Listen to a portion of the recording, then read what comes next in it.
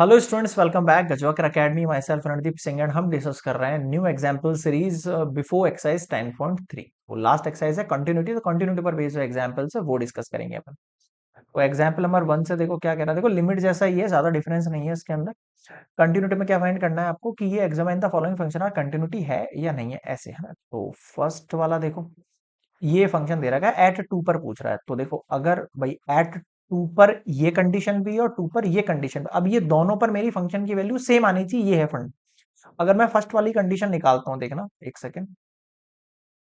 अगर मैं फर्स्ट वाली कंडीशन कंसीडर करता हूँ एफ एक्स की, x square minus four x minus two, इस पर अगर मैं एफ टू निकालूं तो एक्स स्क्वायर माइनस टू का होल स्क्वायर, अब डायरेक्टली तो पुट कर नहीं सकता हूँ, टू पुट कर दिया तो डिनोमिनेटर जीरो हो जाएगा, तो मैं इसमें फैक्टराइज वाला फंडा यूज करूंगा अपना ना। तो एक्स प्लस टू और x माइनस टू और अपॉन में x minus two cancel out, कितना बचा x प्लस टू। अब आप इसके अंदर x की वैल्यू पुट करो, x is not equals to two है। अब अगर x की वैल्यू जो मैं इस वाली कंडीशन में x is not equals to two था ना, अब अगर यहाँ मैं टू पुट करता हूँ तो मेरा आंसर कितना आ जाएगा, फोर। अब सेकंड वाली कंडीशन देखो, सेकंड वाली कंडीशन में टू का वैल्यू कितना आ रहा था, फोर आ रहा था, मतलब कि दोनों वैल्यू क्या हो गई, इक्वल होगी। तो मैं कह सकता हूँ f is continuous at x equals to two पर। हो गया प्रूफ, ठीक है। सेकंड देखो,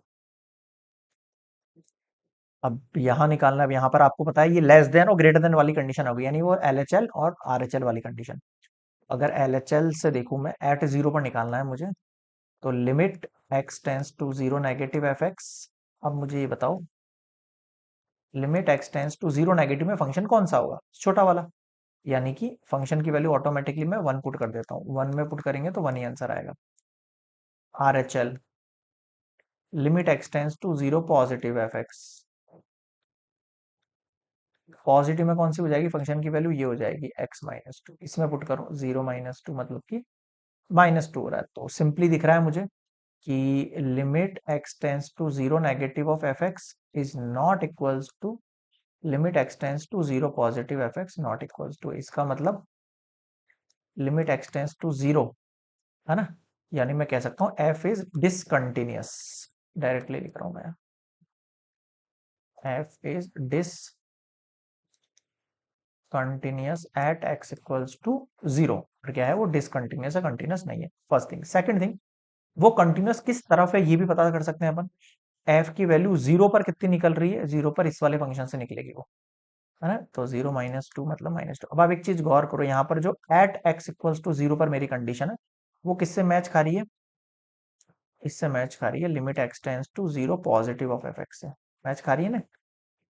इसका मतलब f is right continuous at x equals to zero. बताओ समझ में आया क्या, समझ में आ रहा क्या कहना चाह रहा हूँ। मतलब कि राइट कंटिन्यूअस मतलब f की जो वैल्यू है मेरे पास कहां पर इक्वल आ रही है, टू से ग्रेटर। यानी एट x इक्वल्स टू, मेरे पास जो टू वाली कंडीशन होगी नहीं, वहां से मेरे पास वैल्यू जो है वो इक्वल चल जाएंगे। इसके लिए ग्राफ भी दे रखा है आपकी बुक में, आप चेक कर सकते हो, ठीक है। नेक्स्ट मिलेंगे एग्जाम्पल नंबर टू पर।